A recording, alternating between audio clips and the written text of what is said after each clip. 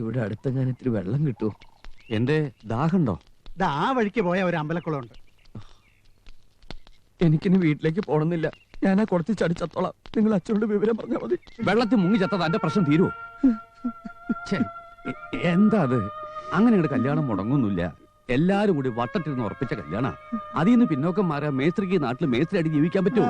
ആ കുളത്തിൽ വെള്ളം ഉണ്ടെന്ന് തന്നോട് ആരാ പറയാൻ പറഞ്ഞു? ഞാൻ ചാടാൻ പോയപ്പോ ഉണ്ടായിരുന്നു. ഇപ്പം വെള്ളം ഉണ്ടോന്ന് അറിയില്ല. ഓ സഹദേവൻ, ദിനകര, ഒരു മിനിറ്റ്. എല്ലാരും എന്നോട് ക്ഷമിക്കണം. എന്റെ അച്ഛന് ഇങ്ങനെ ഒരു മുഖമുണ്ട്. അച്ഛനെ നിന്ദിക്കാൻ പാടില്ലെന്ന മാഷെന്നെ പഠിപ്പിച്ചത്. ഇല്ലെങ്കിൽ അച്ഛനെ രണ്ടെണ്ണം പൊട്ടിച്ചേനെ. അത് വേണോ? അത് വേണോ വേണ്ടോ എന്ന് ഇതുവരെ തീരുമാനമായിട്ടില്ല.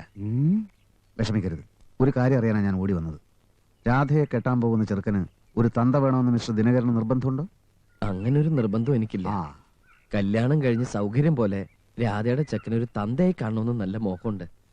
രാധയും ഭർത്താവിനെയും കുഞ്ഞിനെയും കണ്ണു നിറച്ച് കാണണമെന്ന് അമ്മ എപ്പോഴും അച്ഛനോട് പറയാറുണ്ടെന്ന് എനിക്കറിയാം. എന്നാ ഞാനത് ഏറ്റവും ഇനി അമ്മയെ കാണുമ്പോ അച്ഛൻ പറഞ്ഞോട്ടെ. മിസ്റ്റർ ദിനകരന്റെ രാധക്കുട്ടി ഈ സഹദേവന്റെ ജീവന. ഒരു കള്ളനത്തിരി സ്വർണ്ണം എടുത്തുകൊണ്ട് പോയി എന്ന് വെച്ച് ഞാൻ അവളെ ഉപേക്ഷിച്ചു എന്ന് നിങ്ങൾക്കൊക്കെ ഇങ്ങനെ തോന്നി. ആര് സമ്മതിച്ചില്ലെങ്കിലും തുലാം 16-ാം തീയതി രാധയുടെ കാര്യത്തിൽ താലി കെട്ടാൻ മാഷിന്റെ വീട്ടുമുറ്റത്ത് ഈ സഹദേവൻ ഉണ്ടാവും. നിങ്ങൾ സഹദേവനല്ല സഹദേവ, പിന്നെ ദേവനാ.